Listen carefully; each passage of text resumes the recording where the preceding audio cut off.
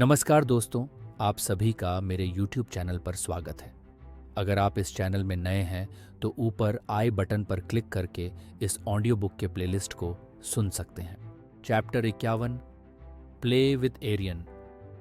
Kelvin के बेहोश होकर जमीन पर गिरते ही पूरा मार्शल हॉल शांत हो जाता है। सामने का नज़ारा देखकर वहां मौजूद लोगों के मुंह से अ भी नहीं निकल रहा था। वे सभी भूत बने बस यांग को उस रिंग से बाहर निकलते हुए देख रहे थे। यांग रिंग से बाहर निकलकर अपनी सीट पर बैठ जाता है। इस वक्त सभी लोगों की नजरें यांग पर ही टिकी हुई थी। ये लड़का कौन है?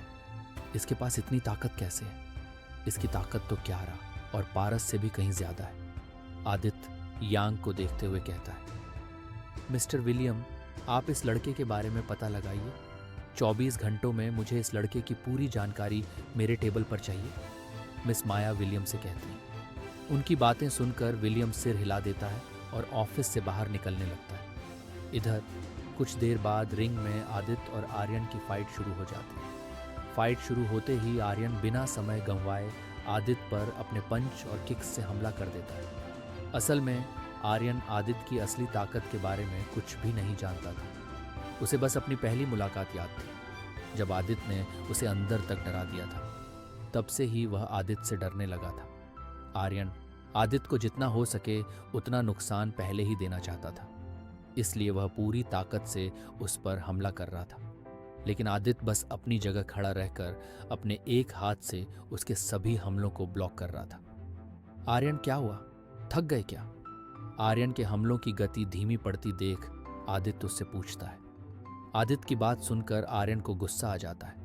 वह एक झटके से आदित्य से दूर चला जाता है। तभी उसकी आंखें काली होने लगती हैं और कुछ ही पलों में पूरी तरह से काले रंग की हो जाती हैं। मैंने उम्मीद नहीं की थी कि तुम इतनी जल्दी इस स्किल का इस्तेमाल करोगे।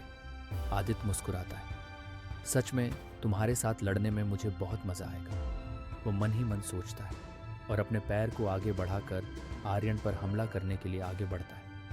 आर्यन जिस स्किल का उपयोग कर रहा था उसका नाम डेमन आई स्किल था। इस स्किल से कोई भी व्यक्ति सामने वाले के दिमाग में चल रहे विचारों को पढ़ सकता था, बशर्ते कि उसकी स्पिरिचुअल एनर्जी उस व्यक्ति के बराबर हो जिस पर यह स्किल इस्तेमाल किया जा रहा था। आर्यन आदित्य का पंच आते देख एक शातिर मुस्कान देता है, लेकिन अगले ही पल उसकी मुस्कान गायब हो जाती है और दर्द के भाव उसके चेहरे पर आ जाते हैं। आदित्य का पंच उसके सीने पर लगते ही वह हवा में उछल जाता है और जमीन पर गिरते ही खून की उल्टियां करने लगता है। इम्पॉसिबल, ये नहीं हो सकता। आर्यन को पहले ही आदित्य के पंच का अंदाजा हो गया था, लेकिन फिर भी वह उसे रोक नहीं पाया। इस समय आर्यन का चेहरा देखने लायक था। वह हैरानी से अपनी आंखें फाड़कर आदित्य को देख रहा था। वह पहले ही जान चुका था कि आदित्य कमजोर नहीं है, लेकिन उसने यह कभी नहीं सोचा था कि उसकी स्पिरिचुअल एनर्जी इतनी शक्तिशाली होगी कि वह डीमन आई स्किल को भी निष्क्रिय कर देगी। आर्यन को सदमे में देखकर आदित्य हल्की सी मुस्कान देता है। ये देखकर आर्यन का गुस्सा और बढ़ जाता है। आर्यन गुस्से में उठकर फिर से आदित्य पर हमला करने के लिए उसकी तरफ बढ़ता है। जैसे ही उसका पंच आदित्य के सिर पर लगने वाला होता है, आर्यन के सीने में तेज दर्द उठता है और उसके मुंह से खून निकलने लगता है। आर्यन देखता है कि आदित्य का पंच उसके सीने पर लग चुका था। तो तुमने ये कैसे किया? आर्यन दर्द से कराहते हुए कहता है और घुटनों के बल जमीन पर गिर जाता है। आर्यन, क्या तुम इस फाइट को जारी रखना चाहते हो? आदित्य उसे देखते हुए पूछता है। नहीं, मैं अब और नहीं लड़ सकता। मेरे पास इस फाइट को जारी रखने की ताकत नहीं है, आर्यन अपने सीने को दबाते हुए कहता है। उसकी बात सुनकर आदित्य मुस्कुराता है और रिंग से बाहर जाने लगता है। रिंग से बाहर निकलकर आदित्य अपनी सीट पर बैठ जाता है। कुछ देर बाद स्टैरी कप के टॉप 5 चैलेंजर्स के नाम घोषित किए जाते हैं। टॉप 5 में शामिल होने वाले स्टूडेंट्स थे युग मल्होत्रा, सम्राट सहगल, अंश मंडानी, यांग और आदित्य। इन सभी 5 स्टूडेंट्स का मैच 5 दिन बाद ड्रैगन हॉल एकेडमी के 5 एलीट स्टूडेंट्स के साथ होने वाला था। इस घोषणा को सुनने के बाद आदित्य ड्रैगन मार्शल हॉल से बाहर निकल जाता है। उसे पता चलता है कि कैल्विन को सिटी हॉस्पिटल में भर्ती किया गया है।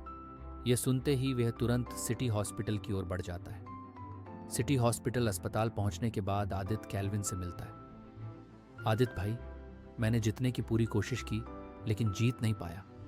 कैल्विन निराश होकर कहता है, कोई बात नहीं आदित्य, तुमने कोशिश की और कोशिश करने वालों की कभी हार नहीं होती। तुम अपने आप को कभी कमजोर मत समझना, क्योंकि तुम बहुत ताकतवर हो, आदित्य उसे समझाते हुए कहता है। आदित्य की बात सुनकर कैल्विन सिर हिला देता है। आदित्य भाई, अगली बार मैं जीत कर रहूंगा, कैल्विन आत्मविश्वास से कहता है। उसकी बात सुनकर आदित्य मुस्कुराता है। यही जुनून चाहिए, तुम जरूर जीतोगे, मुझे तुम पर पूरा यकीन है, आदित्य मुस्कुराते हुए कहता है। इसके बाद वह कैल्विन को आराम करने के लिए कहकर अपने घर जाने लगता है। आदित्य का घर पहुंचने के बाद आदित्य देखता है कि उसके घर का गेट खुला हुआ था। वह तुरंत सतर्क हो जाता है। मैं तो जाते समय गेट लॉक करके गया था, फिर ये गेट खुला कैसे?